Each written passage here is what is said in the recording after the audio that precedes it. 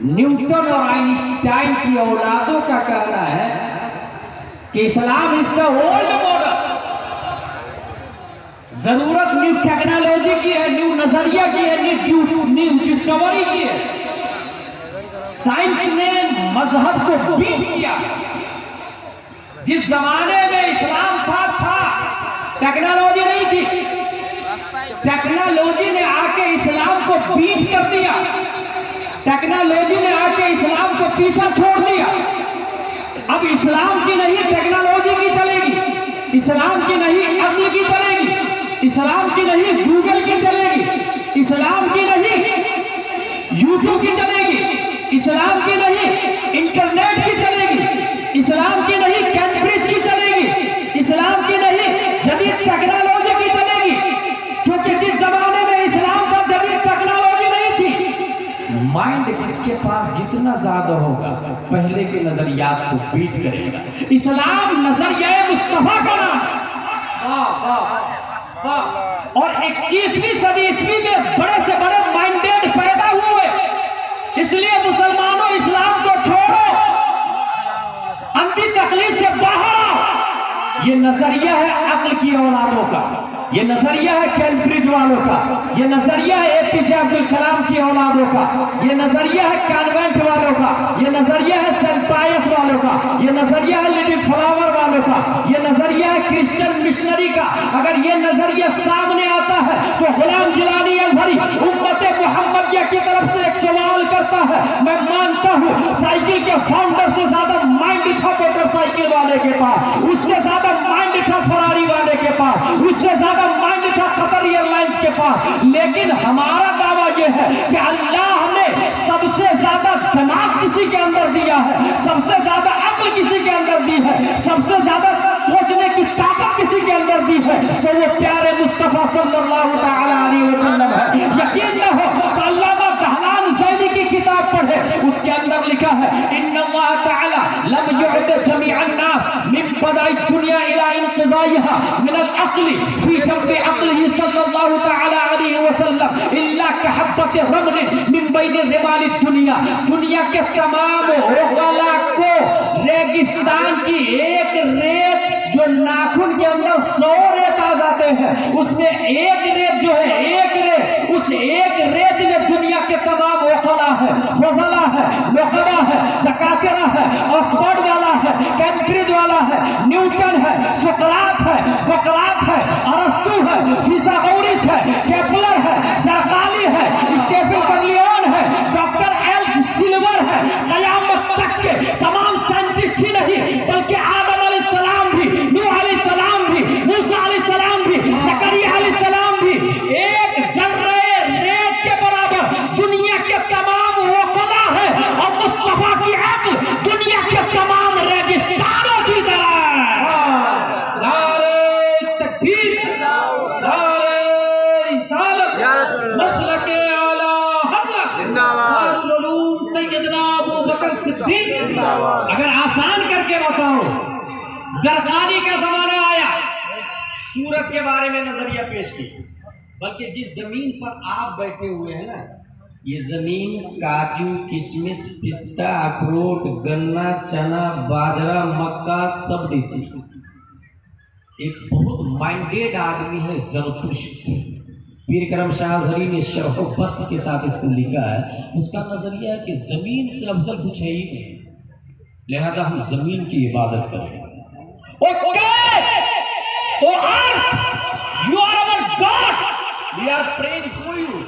जमीन हम तेरी इबादत करते हैं।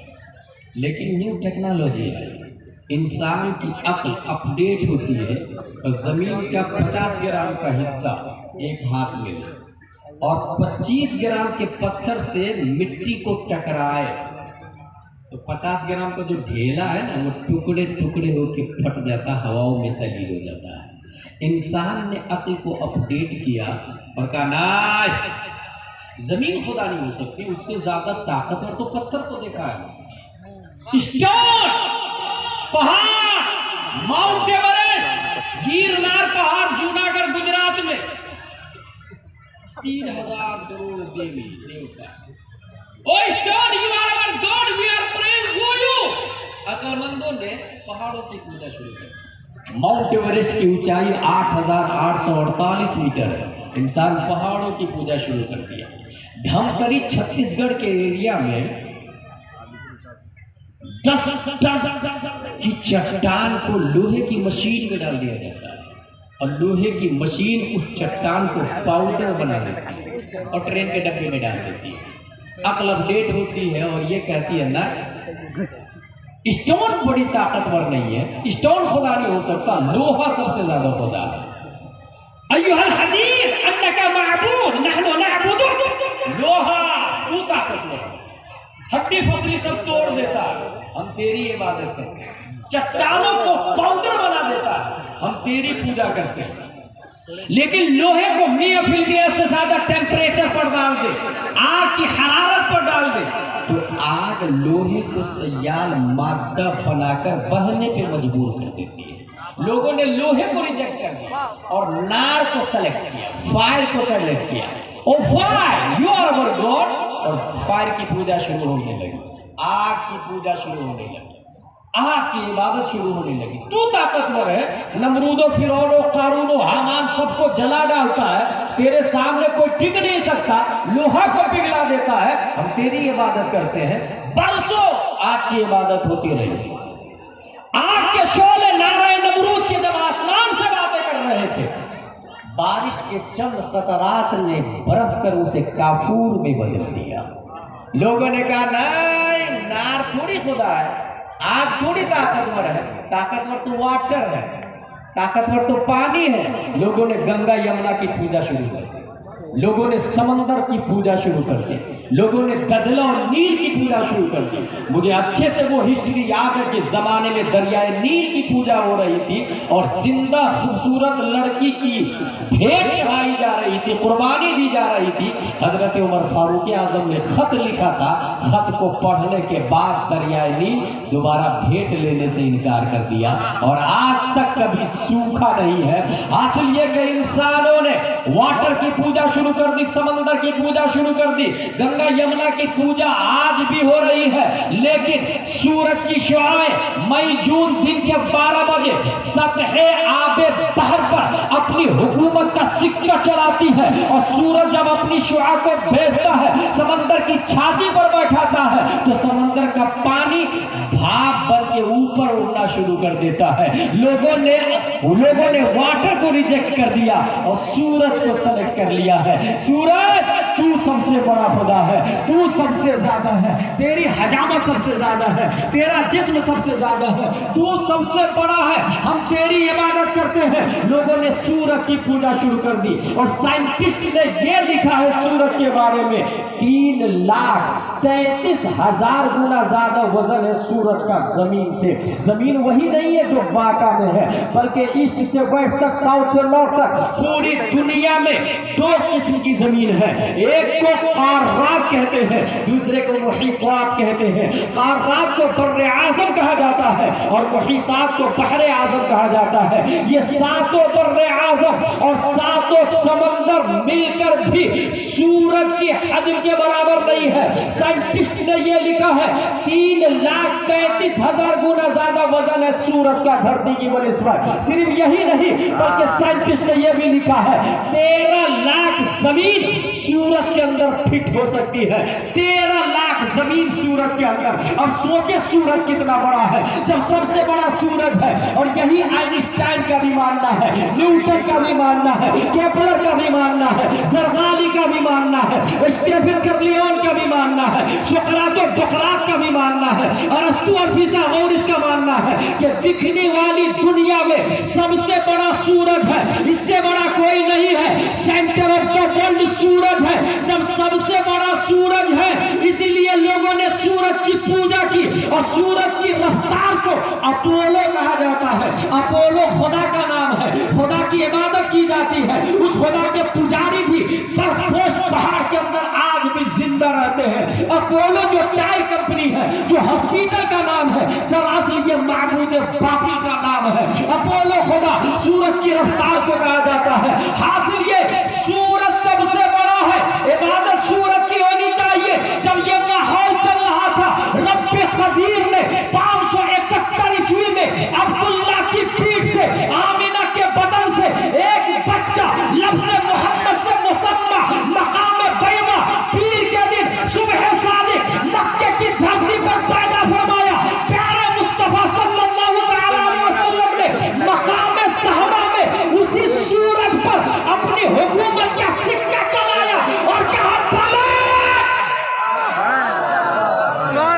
पांच कहना जवाब था ऑक्सफोर्ड वालों के लिए, कैम्ब्रिज वालों के लिए, सेंट पायस वालों के लिए, सेंट जोसेफ वालों के लिए, ABCDEFGHIJKLMNOPQRSTUV वालों के लिए, दुनिया के तमाम डकाते professor, vice chancellor, Newton, Einstein की औलादों के लिए जवाब था, तू सबसे बड़ा सूरज को मानता है, अरे वो तो मुस्तफा का नौकर है, नौकर।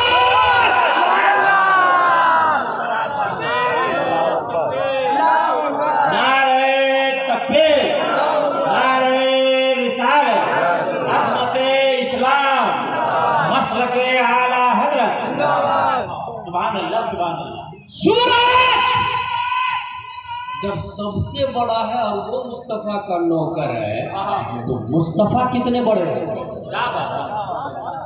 इसीलिए सूरज की इबादत नहीं, लेट्स गो से ला इलाहा इल्लल्लाह मुहम्मदुर रसूलुल्लाह सल्लल्लाहु अलैहि वसल्लम।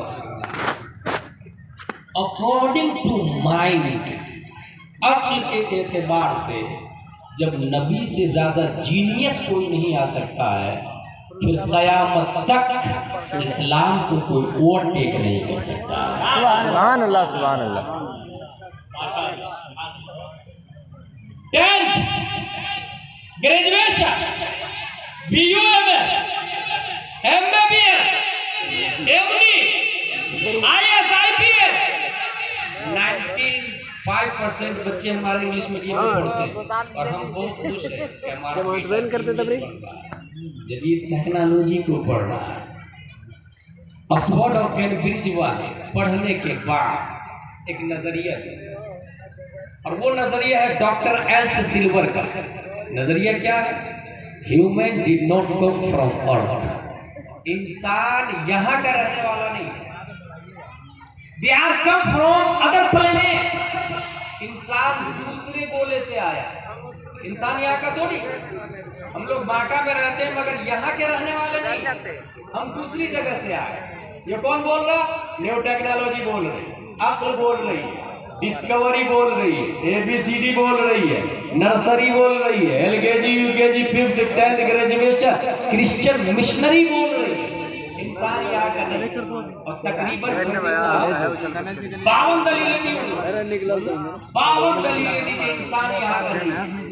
52 दलीलों में से एक ये है कि तो आपको अगर भूख लगी हो तो खाना खाने के लिए जमीन को फाड़ते हैं, गेहूं का एक दाना काटते हैं, पानी देते हैं, क्लाइमेट से मुहैया करवाते हैं, कीड़े मकोड़े से बचाते हैं। वो गेहूं का दाना अल्लामा कमजोर इतना कि बारिश शबनम को बर्दाश्त नहीं कर पाता, और तवाना इतना कि धरती की छाती फाड़ के बाहर निकलता।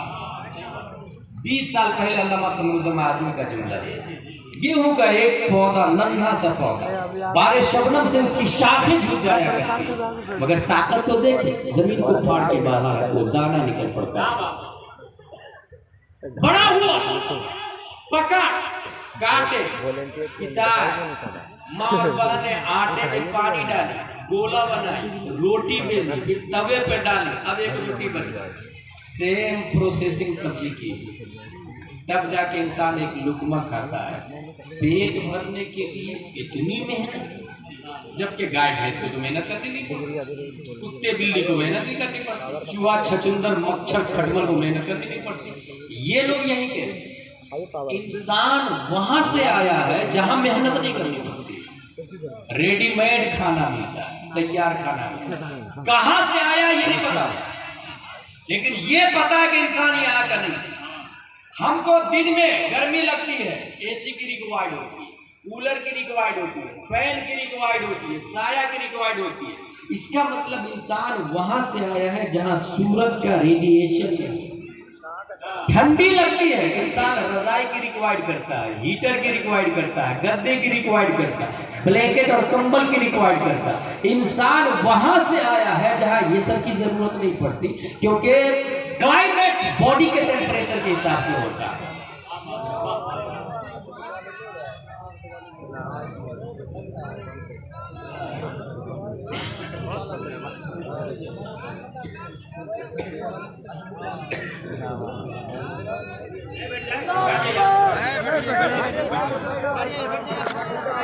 प्यारे हिंदुस्तान मोहतरम जनाब इकबाल साहब का इस्तकबाल है।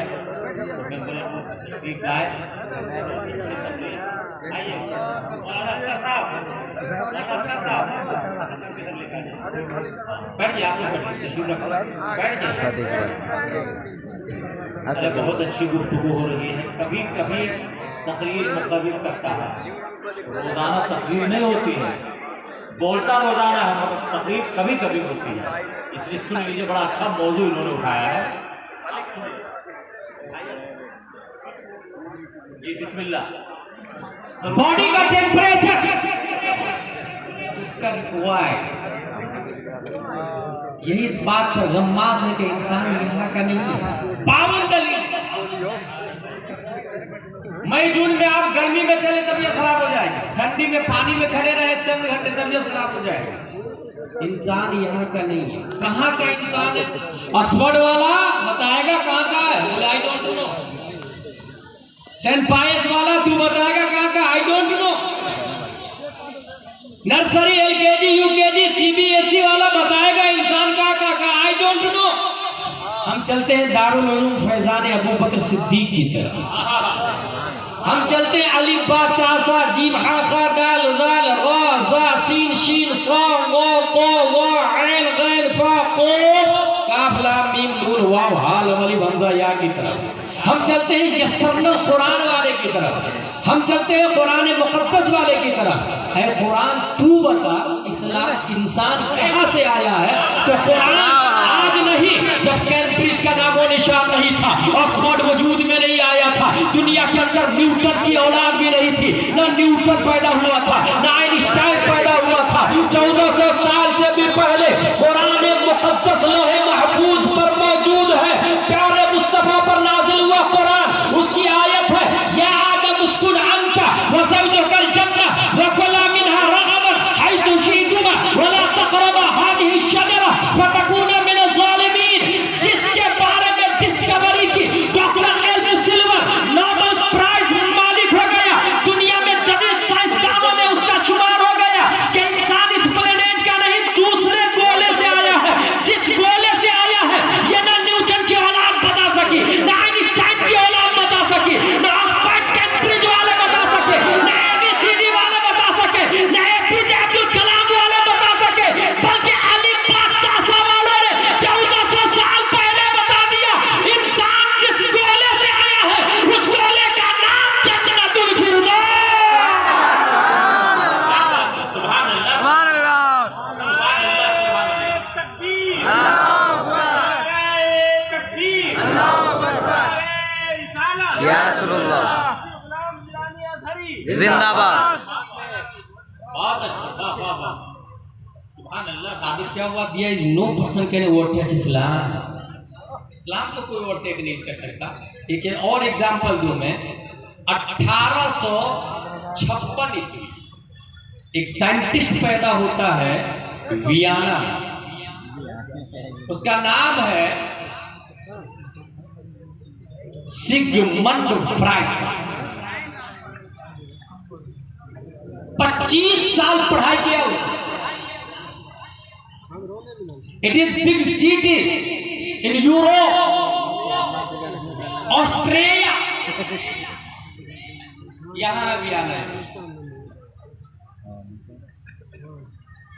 और 25 साल पढ़ाई करने के बाद दुनिया को यह बताया कि इंसान की बॉडी में 3 चीजें, ID, ego, super ego. ID, ego, super ego, ये क्या होता है? पान की दुकान पर आपने पान खाया या चाय की दुकान पर चाय पी और भीड़ बहुत ज्यादा लगी हुई, चाय पीने के बाद सोचा 10 रुपया दूं या नहीं दूं, भीड़ ज्यादा लगी हुई, निकल लेता हूं, देखेगा थोड़ी। ये है आईडी। कुछ दूर जाने के बाद ख्याल आया यार ये 10 रुपया हराम का मेरी जेब में रह जाएगा, मेरी बीवी बच्चे खाएंगे, चल को वापस कर देता। अगर आप घर चले गए, ये है ईगो, और जाके वापस 10 रुपया दे दिया, ये है super ego. ID ego super ego. समझ में आ गई बात? नोबेल प्राइज 25 साल वियना यूनिवर्सिटी में पढ़ा। कौन सी लाइन वाला आदमी था? एबीसीडी वाला।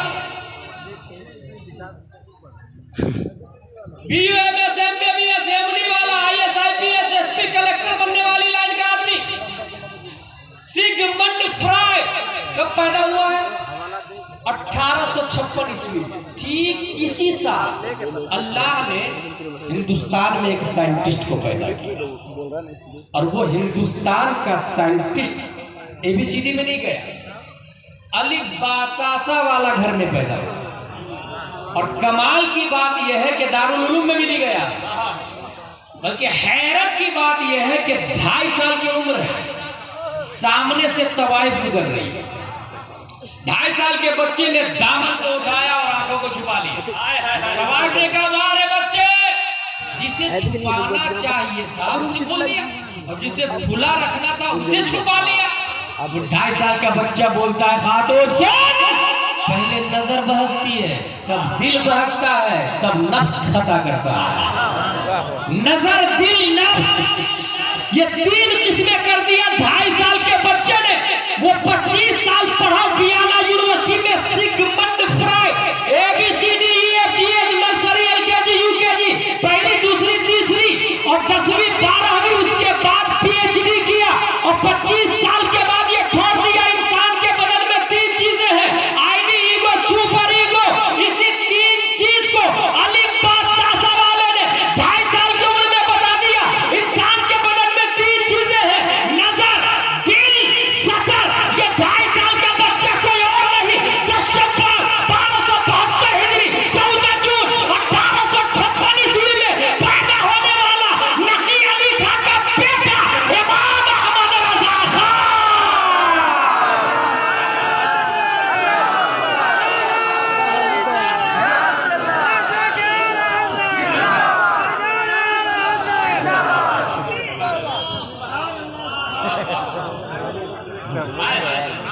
नारे तकबीर, नारे रिसालत, हजरत अल्लामा गुलाम दिलानी अज़हरी, दारुल उलूम सैयदना अबू बकर सिद्दीक।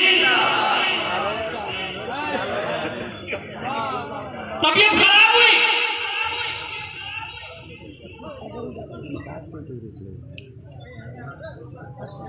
इंसान की तबीयत खराब होती है, एक्सीडेंट होता है,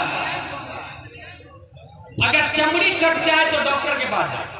डॉक्टर बोलेगा नीडल, टाके। कौन? एबीसीडी वाला, कॉन्वेंट वाला, सेंट पायस वाला, BUMS MBBS MD DA. Needle, टाके, स्टेजिंग थ्रेड, निग्लोकैन एंड हाइड्रोजन। और अगर हड्डी टूटती है आपकी तो एबीसीडी वाला जानते क्या बोलेगा? X ray, POP, cotton and bandage, calcium medicine and painkiller, और 90 दिन की वारंटी देगा, गारंटी वो भी नहीं देगा। चमड़ी कटे या हड्डी टूटे, ये प्रोसेसिंग है एबीसीडीईएफ वालों की। अहमदाबाद की धरती है, मुफ्ती मुजीब अशरफ जिंदा है, अल्लामा कमरुज़्ज़मा आज़मी आज भी लाइव मौजूद है। ड्राइवर के दाहिने गेट पर मुफ्ती मुजीब अशरफ हाथ रखे हुए थे। ड्राइवर ने दरवाजा लगाया, बेखबरी में उंगली कटती है। किनकी? मुफ्ती मुजीब अशरफ की। खून बहने लग जाता है। मुफ्ती आजम हिंद अंदर थे। अल्लामा कमरुज़्ज़मा आज़मी से कहा, मेरे मौलाना को बुलाओ। मुफ्ती मुजीब अशरफ को तलब किया गया। कटी हुई उंगली, चमड़ी कटी हुई है, खून निकल रहा, निडल, टाके, स्टेजिंग थ्रेड, निग्लोकैन, हाइड्रोजन। ये प्रोसेसिंग है ऑक्सफोर्ड की, कैम्ब्रिज की, बीयूएमएस की, एमबीबीएस की, एमडी की। मगर ये अलिफ बातासा वाला मुफ्ती आज़म हिंद, आला हजरत के शहजादे, कटी हुई उंगलियों को अपनी तमाम उंगलियों के बीच में रखा, कटी हुई उंगली को उंगलियों के बीच में रखा और अलिफ बातासा का कमाल दिखाया।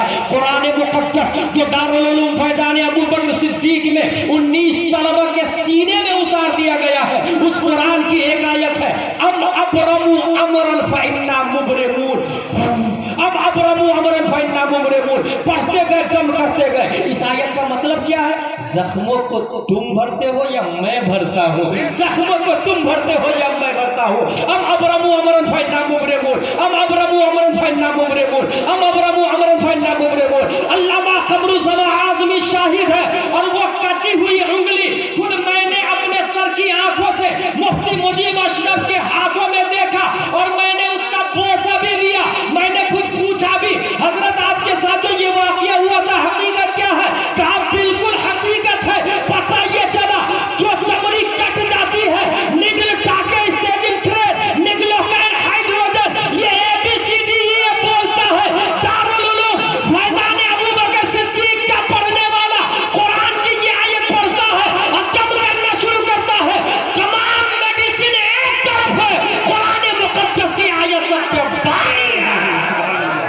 नारे तकबीर, नारे रिसालत, फैजान दारुल उलूम सैयदना अबू बकर सिद्दीक और वाए अहले सुन्नत हुजूर मुफ्ती आजम हिंद। मेरे भाई बहुत अच्छा है, खूब पढ़ाई कर रहे हैं आप लोग। अपने बच्चों को खूब इंग्लिश में भेजें, खूब इंजीनियर, कलेक्टर, डॉक्टर बनाएं। मगर मेरा ये कहना है कि दारुल उलूम फैजान मिल्लत से, अपने फैजान अबू बकर सिद्दीक से अपने बच्चे को अरबी उर्दू जरूर पढ़ाएं, क्योंकि बच्चा अगर बगैर अरबी उर्दू के डॉक्टर बनेगा तो वो जाकिर नायक बन जाएगा।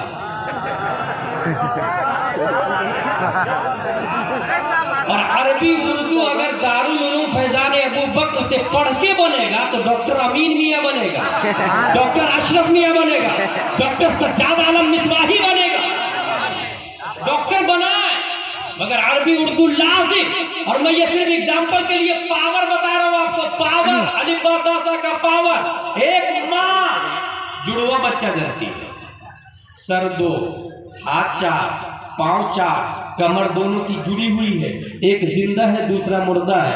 ABCD वाला क्या करूं बता? का operation. BUMS, what are you thinking about it? का operation. MBBS, said operation. DMMD, replied operation. IAS, IPS, SP collector, तेरी क्या राय है? बहुत कॉन्वेंट से पढ़ के इधर आ रहा तू का ऑपरेशन। MD सही बोल रहा, DM सही बोल रहा, उसकी बात मान लो। सबने कहा ऑपरेशन ऑपरेशन ऑपरेशन।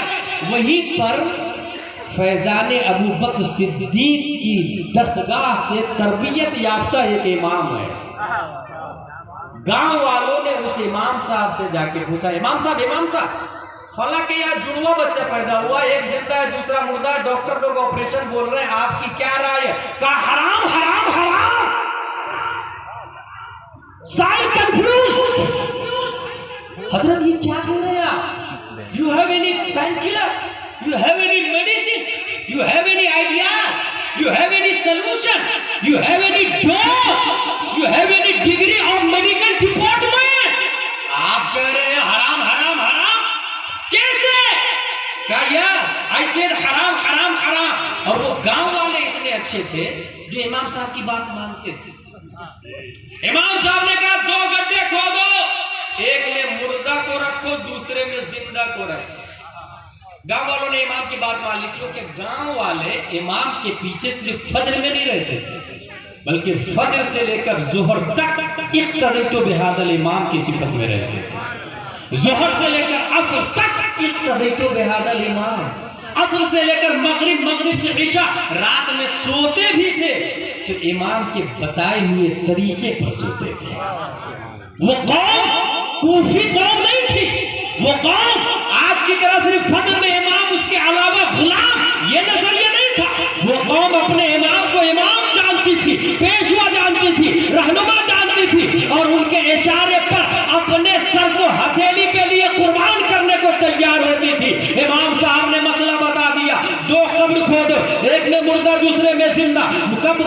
मुर्दा के ऊपर मिट्टी डाल दो, जिंदा को कब्र में दूध पिलाओ। गांव वालों ने 2 कब्र खोद ली, एक में डाल दिया मुर्दा को, उसके ऊपर मिट्टी डाल दी और जिंदा को कब्र में वॉचमैन लगा के दूध पिलाना शुरू कर दिया। 1 दिन 2 दिन 3 दिन, चंद दिनों के बाद में मिट्टी ने अपना काम कर दिया, जिंदा को मुर्दे से अलग कर दिया, जिंदा को कब्र से निकाल लिया गया। यह मसला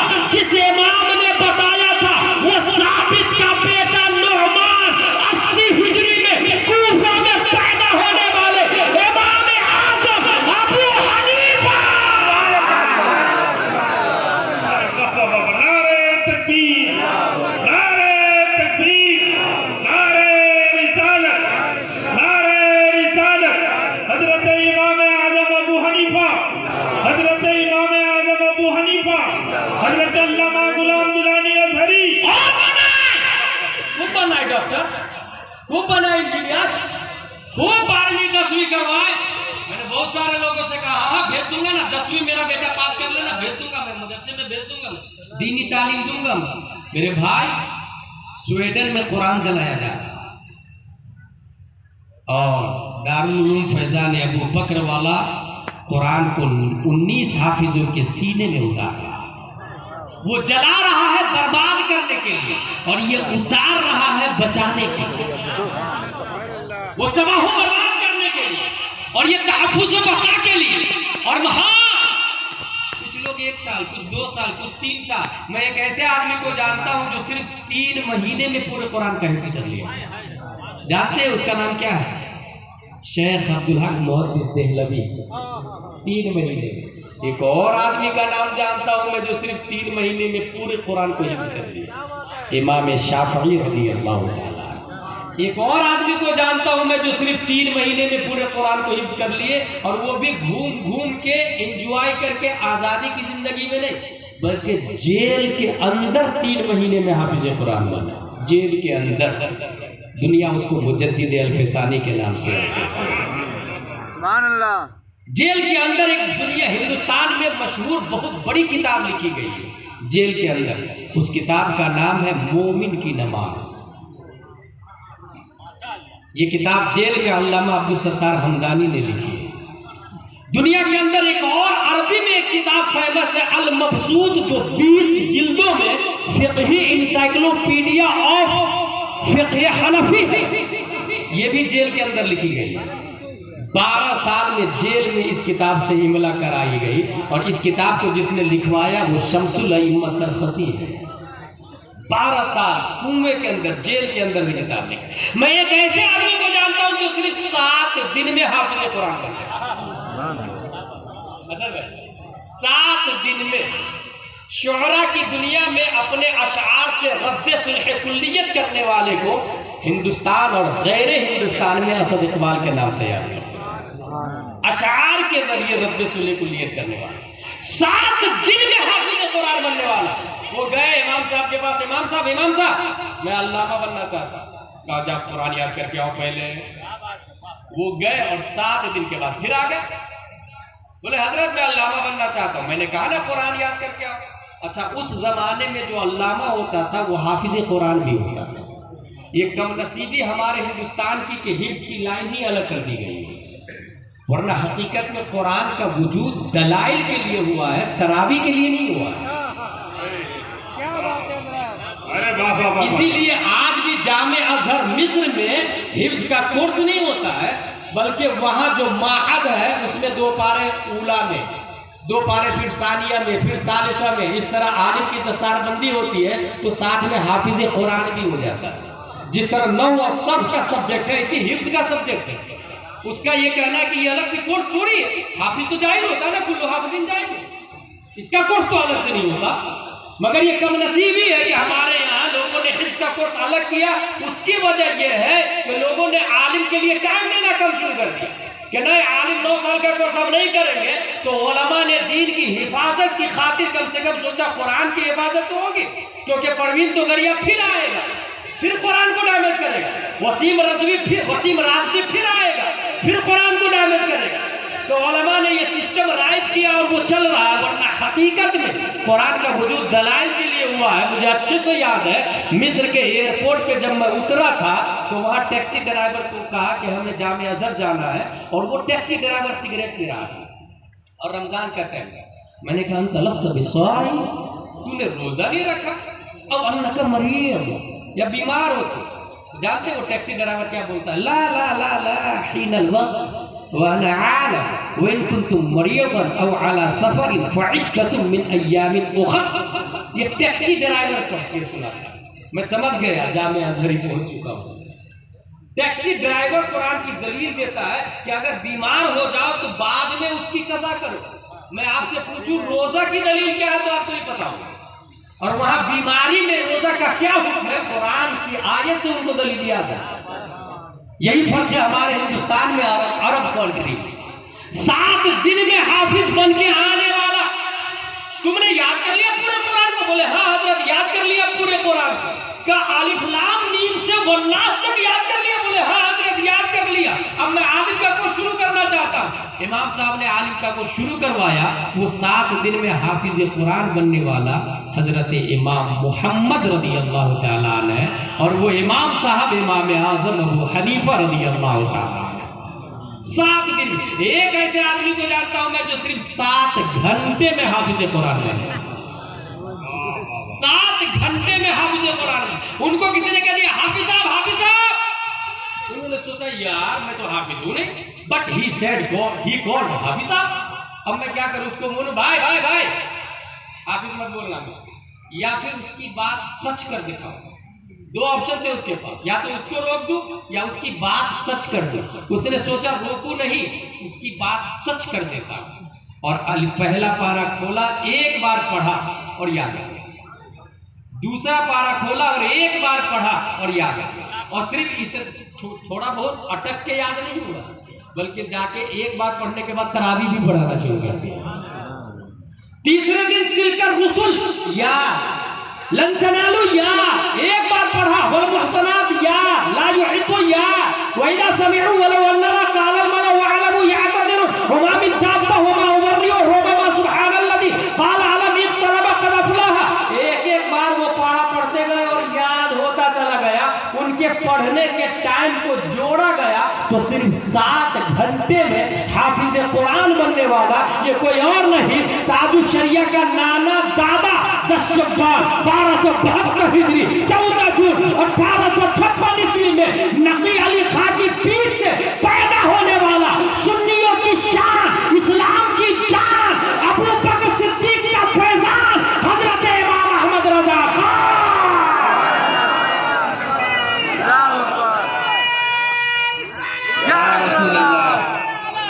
जिंदाबाद जिंदाबाद जिंदाबाद, सुभान अल्लाह सुभान अल्लाह। फतावा रज़िया के मुकद्दमा में लिखा हुआ है कान हुआ अहफज़ु बअदल बुखारी। इमाम बुखारी के बाद सबसे ज्यादा अगर किसी का मेमोरी पावर स्ट्रॉन्ग था तो हजरत इमाम अहमद रजा खान रज़ी अल्लाह, हजरत इमाम अहमद रजा खान। आखिरी पॉइंट, अहले सुन्नत वल जमात, ये तो समझ में आ गया इस्लाम को कोई ओवरटेक नहीं कर सकता। अब इस्लाम के दावेदार तो बहुत है, इसलिए अहले सुन्नत वल जमात की क्या पहचान, उसका हवाला मैं आज की तारीख से नहीं 1300 साल पहले इमाम आजम अबू हनीफा से पूछा गया।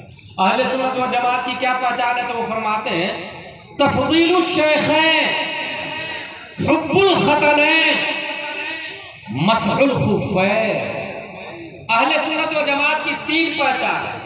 सबसे अफजल अबू बकर और उमर को मानना, उस्मान और अली से मोहब्बत करना, और मोजे पे मसह पर ईमान रखना। और कीजिएगा 1300 साल पहले क्या पहचान बताइए, सबसे अफजल अबू बकर और उमर को मानना। ये इमाम आजम ने जवाब दिया 1300 साल पहले, और यही जवाब आज के सरवर चिश्ती के गाल पर तमाचे की शक्ल में, कामरान चिश्ती के गाल पर थप्पड़ की शक्ल में, ये मरदूद अजमेर के नाजायज मुजाविर राफजी बोलते हैं अमीर मुआविया जहन्नमी है माशअल्लाह रब्बिल आलमीन। हजरत अली को सबसे अफजल बताते माशअल्लाह रब्बिल आलमीन। 1300 साल पहले इमाम आजम ने बताया दुनिया में तमाम सहाबा से अफजल, नबी के बाद पूरी दुनिया में सबसे अफजल हजरत अबू बकर सिद्दीक रज़ी अल्लाह ताला।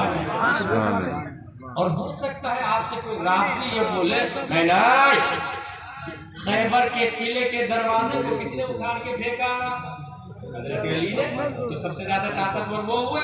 अना मदीनतुल इल्म व अलीयुल बाबुहा, किसने कहा, किसके बारे में है, नबी ने कहा हजरत अली के बारे में। तो सबसे बड़े अल्लामा हजरत अली है और सबसे बड़े बहादुर भी हजरत अली है, तो सबसे अफजल हो गए ना। ये जवाब कौन देगा, राफजी। अब सुन्नियों का जवाब, अहले सुन्नत व जमात का जवाब, और ये जवाब गुलाम गिलानी अज़हरी फतावा रज़विया से नहीं देगा, गौसे आजम की किताब से नहीं देगा, ख्वाजा गरीब नवाज की किताब से नहीं देगा, गुलाम गिलानी अज़हरी इमाम आजम, इमाम मालिक, इमाम शाफई, इमाम अहमद बिन हंबल की किताबों से भी नहीं बताएगा। सीधा मैं हजरत अली से पूछ लेता हूँ, हुजूर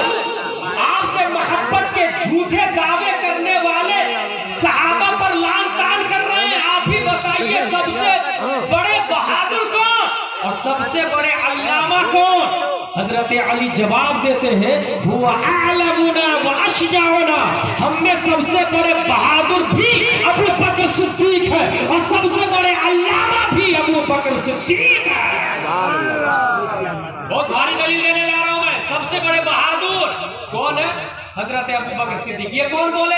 हजरत अली। हजरत खैबर के किले के दरवाजे को आपने अकेले उखाड़ के फेंका है, 40 लोग उसको खसका रहे थे, वो खसकने का नाम नहीं ले रहा, मगर आप कह रहे बहादुर हजरत अबू बकर है। कैसे?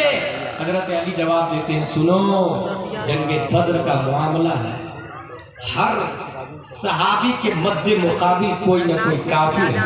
हम लोग कुफारे मक्का से लड़ रहे हैं, कुफारे मुशरिकीन मक्का से लड़ाई में मसरूफ है। हमने हर सहाबी के मध्य मुकाबिल कोई ना कोई काफिर है, हमारे टारगेट पर कोई ना कोई काफिर है, मगर कुफारे मक्का का टारगेट मुस्तफा है, मुशरिकीन मक्का का वांटेड मुस्तफा है। 950 कुफार मुशरिकीन है और वो ये सब चाहते हैं कि मुस्तफा को खत्म कर दिया जाए ताकि न रहे बास, न बजे बांसुरी। हमारे टारगेट पर काफिर है, मगर अबू जहल के टारगेट पर मुस्तफा है, उतबा के टारगेट पर मुस्तफा है, शीबा के टारगेट पर मुस्तफा है। 950 कुफार और मुशरिकीन में हर एक निशाना बनाए हुआ है, अपने नेज़े को नबी की तरफ, अपने तीर को नबी की तरफ, अपनी बर्छी को नबी की तरफ, ताकि मोहम्मद का खात्मा कर दिया जाए माज़अल्लाह रब्बिल आलमीन। अब वहां सवाल पैदा हुआ, 950 का टारगेट मुस्तफा है, मुस्तफा की हिफाजत के लिए कौन रहेगा? हजरत अली फरमाते हैं, मा तना मिन्ना अहदुन इल्ला अबू बकर सिद्दीक। हमने 300 तेरह थे, नबी की हिफाजत के लिए कोई आगे नहीं बढ़ा, हमने कोई आगे बढ़ा है तो वो अबू बकर सिद्दीक की जात है। पता क्या चला? हम में सबसे बड़े बहादुर हजरत अबू बकर सिद्दीक और सबसे बड़े अल्लामा है। इसकी क्या दलील है ना दलील भाई साहब? ये किताब देख रहे हैं आप, मेरी डायरी है, इसमें मैं लिखता हूँ 4 लैंग्वेज में, उर्दू, अरबी, इंग्लिश, फारसी। इसमें क्या लिखा है कौन बताएगा? जो पढ़ेगा और जो जितना करीब से पढ़ेगा उतना ही बताएगा। 1 पेज, 2 पेज, 3 पेज, और 4 लैंग्वेज आती होगी वही बताएगा। दूर से कोई नहीं बोल सकता इस डायरी में क्या क्या है मैं जानता हूं, उसे पढ़ना पड़ेगा। अब सुनो, इल्म किसको कहते हैं? ऑक्सफोर्ड और कैम्ब्रिज वाले को आलिम नहीं कहा जाता है, बल्कि मैं ये कहता हूं जो MD और DM बन के आ जाता है उसको गुस्ल के फराइज नहीं मालूम होते हैं। गुस्ल के फराइज तो अनवार शरीयत फैजान अबू बकर सिद्दीक में बताया जाता है। साबुन तो वो बना सकता है मगर गुस्ल के फराइज नहीं बता सकता, और साबुन बनाने से पाक नहीं होता इंसान जब तक वो गुस्ल के फराइज नहीं अदा करता, जब तक वो गुस्ल के। और जो डॉक्टर अपने आप को नहीं पाक कर सकता वो मरीज को घास ठीक करे। इसलिए समझे, जरा समझे, इल्म किसको कहते हैं? इल्म नाम है प्यारे मुस्तफा सल्लल्लाहु अलैहि वसल्लम को जानना। नबी को जो जितना जानता है उतना ही बड़ा अल्लामा है। नबी को जितना जानता है, चलना फिरना, उठना बैठना, खाना पीना, यही वजह है कि अगर सिर्फ फतावा रज़विया नहीं, हदाइके बख्शिश के तमाम अशार नहीं, सिर्फ मुस्तफा जाने रहमत पे लाखों सलाम आप पढ़े ना, 150 से ज्यादा अशार, और 150 से ज्यादा अशार में नबी के हर पहलू को बयान कर दिया गया। आँख, कान, नाक, दंदान, पहलू, अमामा, नाखून, टखना, घुटना, पेट, शिकम, कमर, जान, नबी के हर